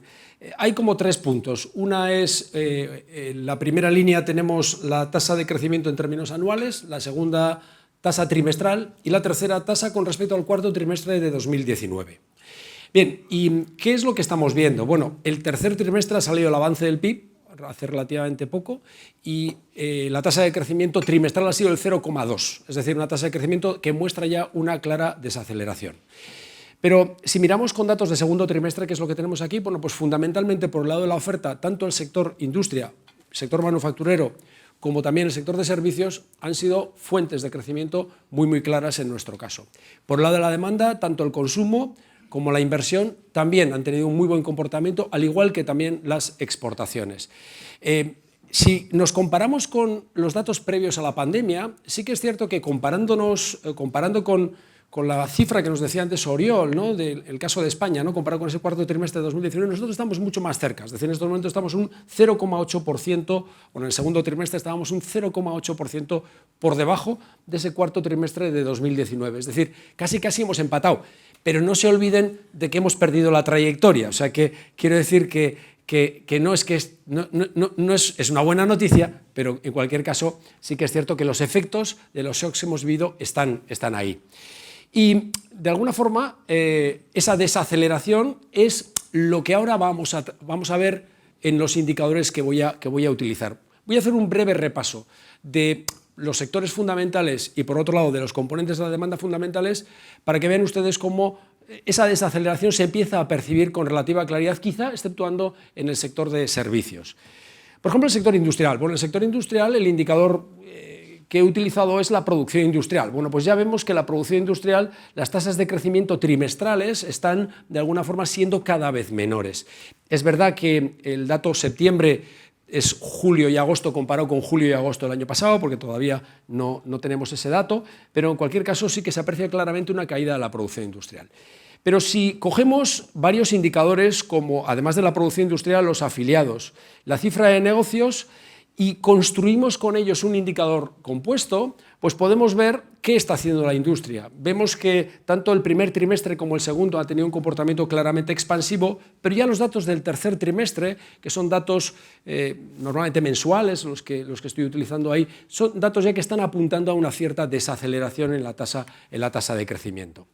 Sin embargo, en el sector de servicios, ahí están simplemente la cifra de negocios y el empleo. Claro, lo que pasa es que el sector de servicios tiene un poco de trampa, ¿no? El primer y el segundo trimestre estamos comparándonos con 2021, donde 2021 todavía había restricciones, ¿no? Por eso las magnitudes de las tasas son muy elevadas, pero en cualquier caso, detrás de ello también está el hecho de que todavía estamos persistiendo en una situación de restricciones. Pero si cogemos una serie de indicadores, además de la cifra de negocio, los afiliados, los viajeros y las pernoctaciones, y con esas 4 variables construimos un indicador, pues vemos cómo ese sector de servicios mantiene un comportamiento razonablemente expansivo a lo largo del año, y todavía, pues en principio, los datos no están avanzando que se esté produciendo una desaceleración. Es siempre importante decir que normalmente cuando hacemos un análisis de estos, los datos que tenemos, los últimos datos que tenemos son de T-2, quiero decir que los datos que mantengo ahí es hasta septiembre. Luego hay que ver, conforme vayan saliendo datos octubre, noviembre, pues iremos viendo a ver qué efecto tienen esos datos en estos indicadores. Comercio exterior. Bueno, pues en comercio exterior el comportamiento de las exportaciones ha sido, pues yo diría que espectacular. Es decir, tanto en términos nominales como en términos reales, las tasas de crecimiento son absolutamente extraordinarias, muy elevadas. Si miramos las importaciones, la película cambia un poco, porque en términos nominales sí que es cierto que las tasas de crecimiento son muy importantes, pero si miramos en términos reales, de alguna forma las tasas de crecimiento están mucho más acotadas, y si nos centramos en las importaciones no energéticas, incluso los 2 últimos trimestres, esas importaciones están siendo negativas. Es decir, las exportaciones no, pero las importaciones sí, de alguna forma, bueno, pues están teniendo unas tasas de crecimiento. Detrás de ello también, obviamente, está el efecto que tienen esas importaciones energéticas, lógicamente, en esa balanza, ¿no? Y bueno, esta es una transparencia que la dejo por si alguien después la quiere ver. Aquí están las 5 secciones arancelarias más relevantes de la economía vasca y el comportamiento que han tenido en términos de exportaciones y de importaciones. Y ahora nos vamos al lado de la demanda. Por el lado de la demanda, ¿qué es lo que vemos? Bueno, pues vemos lo que apuntaba de alguna forma también antes Oriol. Apreciamos claramente ya una desaceleración en el consumo. Eso es lo que estamos viendo, ¿no? Hay 4 indicadores del consumo que hemos utilizado, y los 4 indicadores, si construimos un agregado, vemos cómo hay una clara desaceleración conforme ha ido transcurriendo el año. Después de un primer trimestre en el que el crecimiento ha sido importante, al igual que el segundo, empieza a haber una cierta desaceleración. Y también, pues en la confianza al consumidor, en el caso de la comunidad autónoma, estamos en negativo y en mínimos de hace bastante tiempo. Nosotros, que elaboramos ese indicador de confianza y que, bueno, lo tenemos en la web, pues normalmente siempre solemos decir que los consumidores vascos son como muy prudentes cuando nos responden, ¿no? Y siempre estamos como casi peor que en el caso del conjunto de España o en el resto de países europeos. Bueno, pues en estos momentos, como ha dicho Oriol, todos los consumidores están en muy negativo. Por tanto, bueno, las expectativas que apuntan son claramente, pues, negativas, y contrasta un poco con las cifras de luego del sector, por ejemplo, del mercado laboral, ¿no? Que son muy buenas, ¿no? Con lo cual ahí hay una parte que es un poco complicada de interpretar. Y finalmente la inversión, algo muy parecido al caso del consumo, ¿no? En el caso de la inversión también se está apreciando cómo está habiendo una cierta desaceleración conforme va transcurriendo el año. Pero con todo, nosotros esperamos que el año que viene, tanto consumo como inversión, evidentemente tengan un comportamiento claramente en positivo. O sea que esas son nuestras expectativas. En términos de precios, esta gráfica es un pelín quizá compleja, pero básicamente lo que tenemos aquí es datos hasta septiembre, es el IPC de la comunidad autónoma, y ahí están los 12 grupos que forman la cesta de la compra. De los 12 grupos he marcado pues 4 grupos que tienen que ver fundamentalmente, el primero, alimentos y bebidas no alcohólicas, el de vivienda, agua, electricidad, que tiene que ver el primero con alimentos, el segundo tiene que ver con energía, y luego tienen transporte, que tiene que ver también con energía, y finalmente restaurantes y hoteles. Esos 4 grupos pesan aproximadamente el 60 y tantos % de la inflación. Y básicamente lo que estamos viendo es la relevancia que están teniendo la inflación en esos 4 grupos en las cifras que estamos viendo. Por ejemplo, el último dato de IPC de septiembre en la comunidad autónoma es el 8,5%. De esos 8,5 puntos, 7,3 se deben a esos cuatro grupos. Es decir, el 85% del total, de la tasa de crecimiento total de los precios en términos anuales, se debe a esos 4 grupos. ¿Y qué es lo que se aprecia? Hombre, yo creo que se aprecia con bastante claridad que tanto el grupo 4, que tiene que ver con energía, como el grupo transporte, que también tiene que ver con energía, su área está disminuyendo, es decir, lo cual tiene que ver también con eso que antes hemos visto en la transparencia de Oriol, ¿no? En cuanto a la evolución del precio de la energía. Y sin embargo, el único que está creciendo claramente es el de alimentos. Alimentos es el que, de alguna forma, está creciendo con bastante claridad. Mercado laboral, pues estamos en una tasa de paro del 7,9% en estos momentos, o sea que, francamente, pues en datos que no teníamos, yo creo que casi, no recuerdo qué tasa de paro teníamos en 2007, pero por ahí andaremos, o sea que en estos momentos estamos en una tasa de paro francamente de mínimos, ¿no? Lo cual indica, bueno, lo cual es un elemento de fortaleza muy claro de nuestra economía, ¿no? Por supuesto, no tenemos datos de ahorro, como he mostrado antes, para el caso de Europa, pero evidentemente eso que hemos visto en el caso de Europa es algo que también, en el caso de la economía vasca también, y la economía española también se ha producido, ¿no? Una bolsa de ahorro que también es un elemento de soporte adicional que hay que tener en cuenta. Y en cuanto a previsiones, he hecho el ejercicio de ponerles las de junio, que nosotros siempre traemos aquí las de junio y no avanzamos nada porque siempre les decimos que en diciembre vamos a hacer nuestra presentación, pero este año al ponerlas de junio he dicho, algo más voy a tener que decir, porque si enseño estas, que les prometo que en junio no destacaban ni por optimistas ni pesimistas, si pongo estas, pues van a pensar que, hombre, pues qué optimistas estos de caja laboral, ¿no? Bueno, lo cierto es que con respecto a 2022, éramos más pesimistas, éramos de los más pesimistas nosotros. Intento explicar además por qué. Como he dicho antes, esto es junio, entonces los datos que manejamos en junio son T-2 hasta abril, más o menos, y nosotros estábamos preocupados porque pensábamos que no solamente iba a ser un shock energético el que íbamos a vivir a consecuencia de la guerra, sino también, de alguna forma, que íbamos a tener un problema adicional de cadenas de suministro, ¿no? Y particularmente nos llamaba, ayer comentábamos, ¿no? Nos llamaba la atención un hecho que se produjo. Bueno, pues descubrimos que en Ucrania producen neón, y el neón se utiliza para hacer semiconductores y también cables para automóviles. Y allá por el mes de marzo, abril, pues hubo una escasez de cables para automóviles que afectó mucho a lo que es la producción de automóviles en Alemania, ¿no? Y eso nos puso un poco sobre alerta a decir, hombre, pues igual aquí tenemos además un problema adicional de cadenas de suministro al que veníamos arrastrando, ¿no? Con lo cual, en nuestras perspectivas para el año 2022 éramos seguramente de los más prudentes. Nuestras tasas de crecimiento estaban en el entorno del 3,6 para la comunidad autónoma, más o menos. Y sin embargo, si miran ustedes las perspectivas para 2023 y las comparan con las que he dado antes para la economía europea, pues son tasas de crecimiento espectaculares que no se van a materializar, obviamente.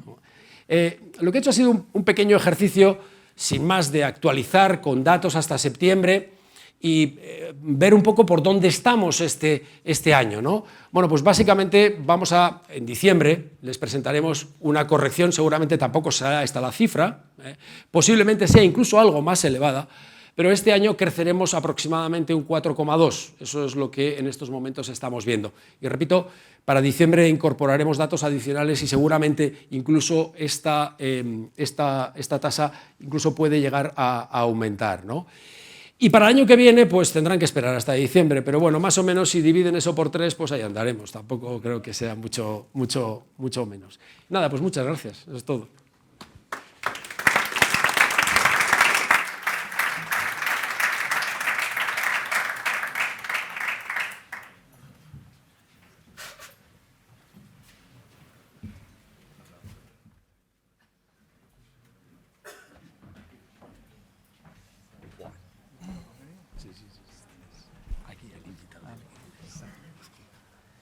Sí.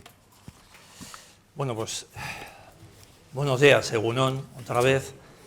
Vamos a ser fieles siempre al mandato del presidente, que nos dice no más tarde que las 11 menos cuarto. Entonces, me comprometo a que así sea.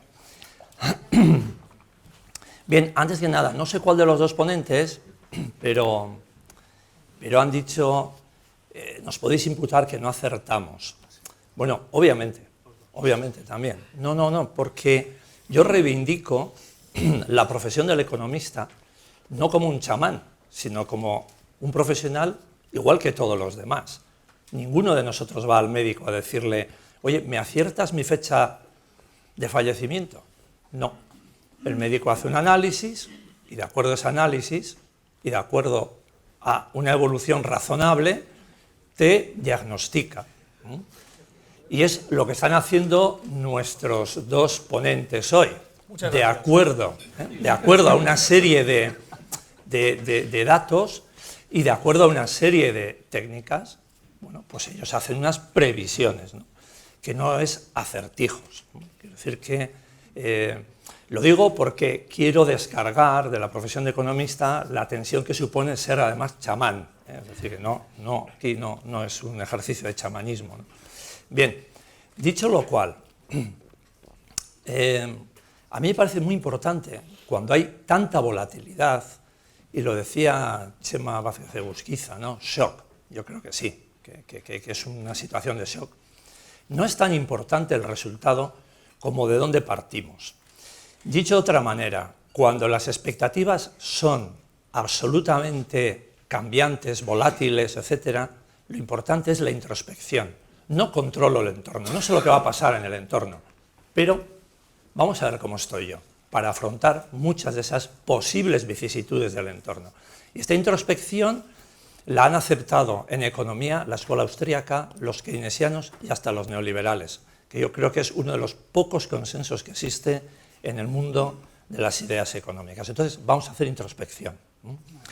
Bien, a mí lo que me interesa, por ser fiel al logo de ADIPE, dirección, desde una perspectiva de la dirección vamos a intentar traducir un poco las variables macro a lo que pueden ser las decisiones empresariales, ¿no? Y creo que lo fundamental siempre es la competitividad. Y para ser competitivos tenemos que tener en cuenta, hay tres factores clave, de manera agregada, que son trabajo, capital, y eso que se llama el residuo solo, pero que Amenábar llamaría los otros, ¿eh? Es decir, y todo lo demás, ¿vale? Y en ese todo lo demás, pues ahí podemos introducir estabilidad institucional, apoyos públicos, sistema educativo, etcétera, etcétera. Y a mí me interesa mucho que vayamos por estas tres partes, ¿no? Es decir, ¿cómo está nuestra competitividad desde el mercado laboral? Oriol, apuntabas que hay muy buenos datos desde la perspectiva de la reducción de la temporalidad, por un lado, y desde la perspectiva de la calidad del trabajo en cuanto a estabilidad también de esa reducción de la temporalidad. Bien, pero sí tenemos dos retos que no sé si son compatibles, es decir, compatible quiere decir, van a reducirse los dos juntos o van a multiplicarse los dos juntos, que son el reto de la digitalización y el reto demográfico. Entonces, no sé cómo veis esta mejoría del mercado laboral para luego poder afrontar estos dos retos de digitalización y de demografía, que en nuestro caso, en nuestro entorno, es una demografía descendente, a pesar de que el mundo demográficamente va hacia arriba y ya somos 8.000 millones de habitantes. No sé. Oriol, ya que te he citado. Muy bien. El año que viene tenemos que pactar las preguntas, ¿eh? Dos consideraciones. La primera es las cifras de mercado laboral son buenas por la calidad del empleo que se está generando, ¿sí? Por la resistencia o la recuperación del conjunto del empleo en la situación de incertidumbre y desaceleración en la que estamos. Y también son buenas cuando miramos la composición por sectores. Y esto es, yo creo, también muy buena noticia. De hecho, En las primeras fases de la recuperación, los sectores que más rápidamente alcanzaron, me oigo como digitalizado, ¿no? Los niveles prepandemia y que actualmente ya se encuentran claramente por encima de estos niveles son los relacionados, o son los sectores, para ponerlo, son los sectores que tienen un valor añadido superior, ¿sí? O sea que en este sentido, a pesar de que es verdad que digamos, la economía española todavía tiene mucho recorrido, para ponerlo en positivo, para alcanzar los países punteros, esto nos indica que el proceso para alcanzarlos, este catching up, pues sigue en marcha, ¿vale? O sea que en este sentido yo creo que el mensaje es positivo. Hay algo que se está moviendo en la economía española en la dirección correcta en este sentido. Ponías la demografía encima de la mesa, ¿no? Este es uno de los grandes temas, que va mucho más allá de la coyuntura actual. Pues es verdad que la población, la tasa de natalidad, mira, eso estaba hoy en el periódico, pues, los nacimientos siguen cayendo, a pesar de que la economía sigue creciendo, ¿no? Pero ahí el reto es la capacidad que tenemos como sociedad para no solo importar, sino abrir las puertas a la inmigración, sino integrarla en un sentido amplio, ¿no? Yo creo que ahí el reto sigue siendo muy importante y abarca aspectos tan relevantes como la educación, la formación continua a lo largo de la vida laboral, la igualdad de oportunidades, etcétera, etcétera. O sea que una diapositiva y un reto que yo creo que seguimos teniendo pendientes. Dicho esto, cuando miras los indicadores de desigualdad, y estoy pensando en los indicadores en tiempo real que hemos hecho en CaixaBank, los colectivos de inmigrantes que junto con los jóvenes fueron claramente los que más sufrieron durante la pandemia, durante la crisis, a día de hoy, y a pesar de las circunstancias, ya se encuentran en una situación mejor que la que teníamos antes de la pandemia. Y eso también es un mensaje muy positivo, ¿no? Bueno, pues ¿qué añadiría yo a lo que dice Oriol? Bueno, fundamentalmente hay una cuestión que no hemos entrado ninguno de los dos, a mí me ha sorprendido un poco, ¿no?, al ver las transparencias, ¿verdad? Y yo tampoco lo he hecho, ¿no? Y no hemos dicho nada de los Photos Next Generation, ¿no? O sea que, curiosamente, porque en realidad esa es una de las palancas que es positiva para de ahora en adelante, ¿no?, claramente, ¿no? Y evidentemente conecta, entre otras cosas, con esa digitalización que hablabas tú, ¿vale?, al margen de ese camino hacia la sostenibilidad medioambiental, ¿no?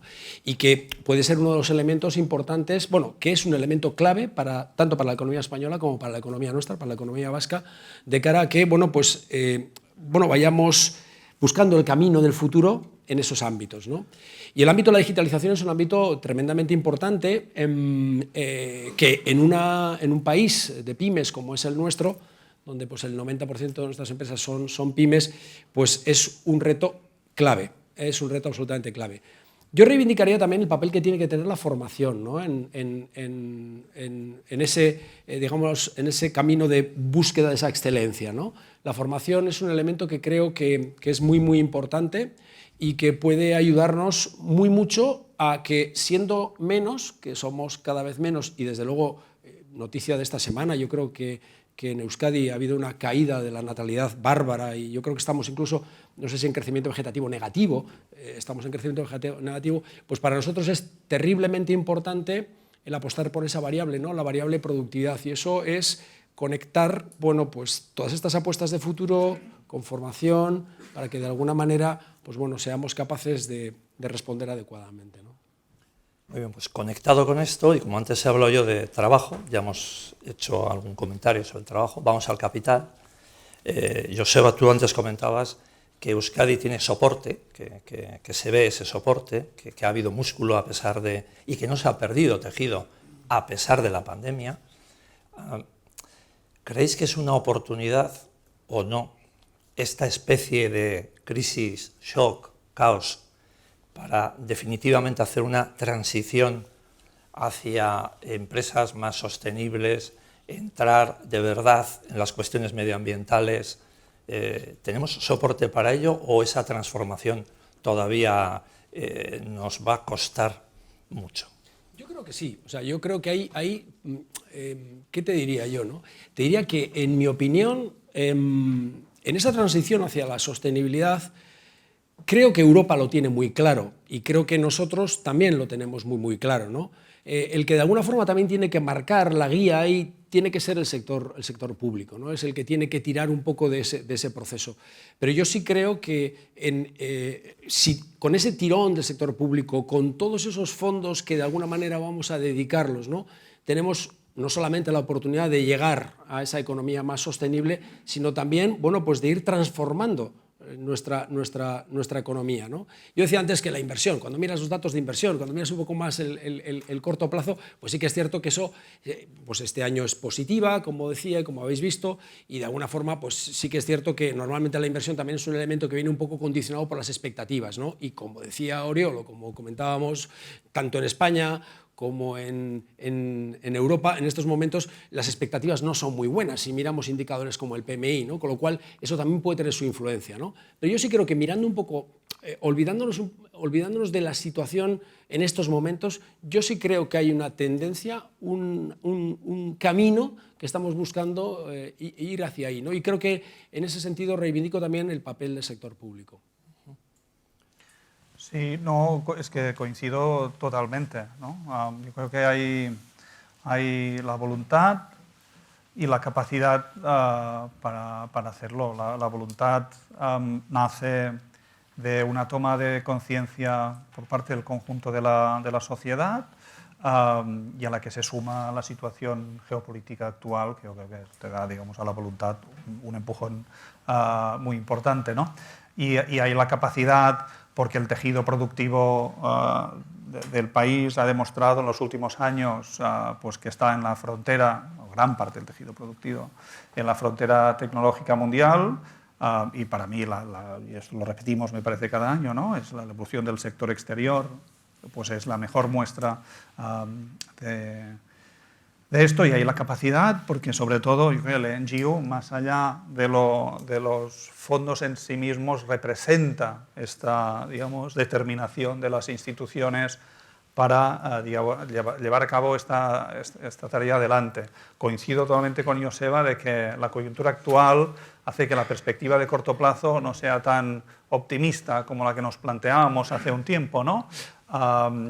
Porque nos fijamos unos objetivos de implementación de estos fondos que a todas luces pues son demasiado ambiciosos, y porque el entorno de incertidumbre y de desaceleración pues también hace que muchos empresarios digan, pues esta inversión en este contexto, pues yo me espero un poco que las nubes se vayan, ¿no? Pero vamos, este es un camino, digamos, irreversible. Vamos a ver la velocidad a lo que somos capaces de llevarlo a cabo, pero el rumbo me parece que está fijado. Bueno, pues siguiendo el orden, nos vamos a ese otros, a ese conjunto, y en ese conjunto os tengo que preguntar. Hoy mismo el supervisor bancario, el Banco Central Europeo, hablaba de que posiblemente hay que reforzar las garantías del sistema financiero en previsión de posibles impagos, etcétera, etcétera. ¿Prevéis que ahí puede haber otra vez dificultades financieras parecidas a las de la crisis anterior? ¿A quién? A los dos. Venga, Oriol. Yo primero. Sí. Mira, dos reflexiones en dos planos muy distintos, ¿no? Una es más en la fragilidad de los mercados financieros globales, ¿no? Yo creo que ahí sí que, digamos, hay que ir con mucho cuidado en los próximos meses, porque más allá de que se confirme o no, digamos, este giro, ¿no? Este punto de inflexión que comentábamos en las presentaciones, la magnitud, velocidad a que se ha producido el aumento de los tipos de interés, pues puede generar bolsas de inestabilidad. Y para mí lo que ha sucedido en el Reino Unido digamos, es un mensaje muy, muy relevante. ¿sí? Eso, lo que se ha sucedido en el Reino Unido es propio de un país emergente. Y esto sucedió en uno de los países con unos mercados de capitales más desarrollados, ¿no? Entonces, bueno, puede haber bolsas de fragilidad y en momentos puntuales pues la volatilidad puede repuntar, puede haber correcciones en determinados activos por momentos de incertidumbre, aunque la salud global del sistema, digamos, es buena, no tiene nada que ver con la que había pues, hace 10 años, ¿no? La última crisis. La segunda reflexión, porque digamos, la pregunta me parece que iba más en esta dirección, es la de si va a haber impagos o no, ¿no? La pregunta, o sea, yo me permites, el tema no es si va a haber impagos o no, porque impagos siempre hay, pues si no hubiera, no había bancos, ¿no? O sea que parte de la naturaleza, de la razón de ser de los bancos es saber dirigir los recursos de la sociedad a los mejores usos, ¿sí? Y en este proceso, pues, la gran mayoría se acierta, ¿sí? Por eso también ayuda al crecimiento de la economía, al sistema financiero. Esta es la razón última de ser del sistema financiero, ¿no? La pregunta es si en este contexto de debilidad económica y de aumento de los costes de financiación, digamos, la situación financiera es preocupante y va a ser un lastre en esta situación. Y en este sentido, para mí, la respuesta es muy clara, ¿no? Y es no. El grueso, para dar un ejemplo, ¿no? Que me parece muy claro, el grueso de la cartera hipotecaria, y grueso me refiero prácticamente a 3/4 partes, tiene una vida de más de 10 años, ¿sí? Y las cuotas pues van descendiendo en el tiempo. Para que las cuotas o el esfuerzo fuera similar para este conjunto de hipotecas al momento máximo, los tipos de interés tendrían que subir mucho más, ¿vale?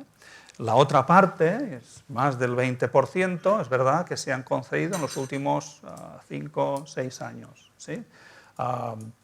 Que es cuando el esfuerzo es mayor, pero el grueso de esta parte se han concedido a tipo fijo, ¿sí? Y esto ofrece un seguro muy importante en esta situación. O sea que las grandes cifras nos permiten entrar en esta situación viendo, digamos, a la situación financiera como un punto de apoyo y no como un punto de debilidad. Naturalmente habrá casuísticas muy distintas, ¿no? Casos particulares pues que habrá que apoyar porque en momentos difíciles hay que buscar las formas, ¿no? Pero a nivel agregado no tiene nada que ver la situación actual con la que teníamos hace una década.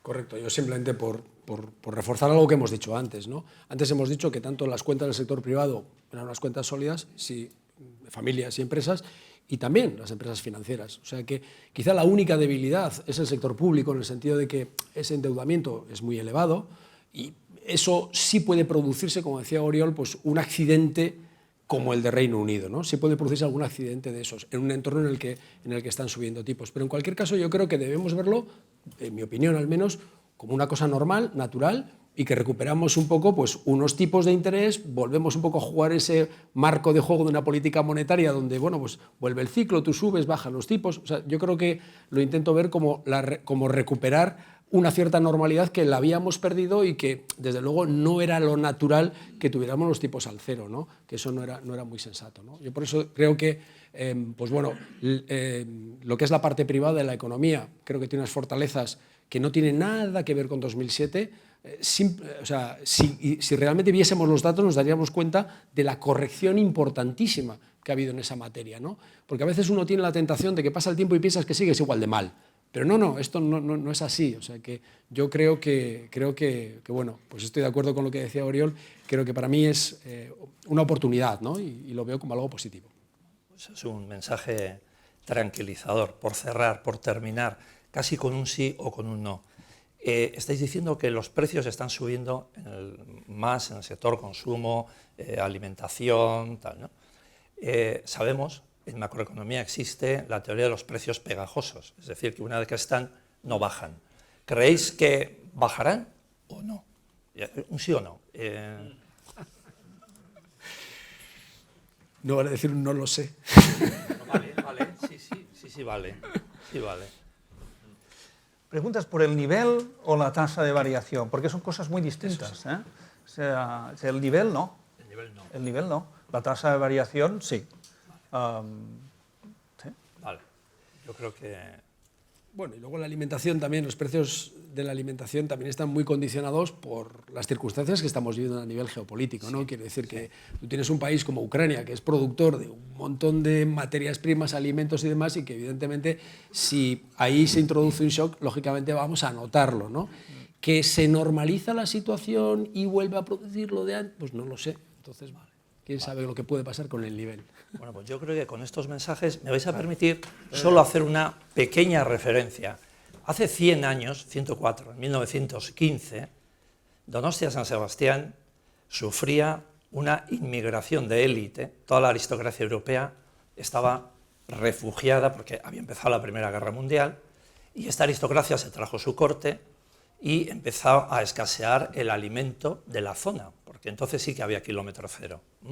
Y de hecho hubo un bando del ayuntamiento que decía que la leche que traían las caseras era solo para los donostiarras de toda la vida. Y las lecheras se enfadaron porque los aristócratas pagaban más. Y entonces empezó la famosa huelga de la leche. Al mismo tiempo, en Vitoria, en la misma época, no les llegaba el grano de Castilla para hacer el pan y empezó la huelga de las tahonas.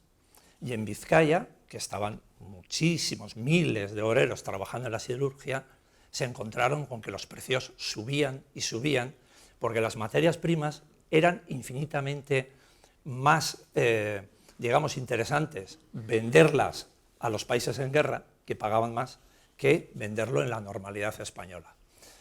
Nos suena, ¿no? 3 años más tarde, una pandemia, 1918, la gripe española.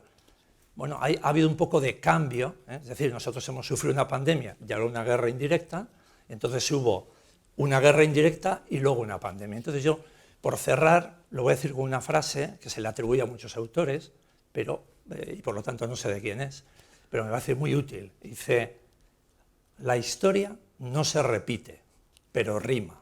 Por lo tanto, tranquilidad y que nos persiga el futuro. Eskerrik asko.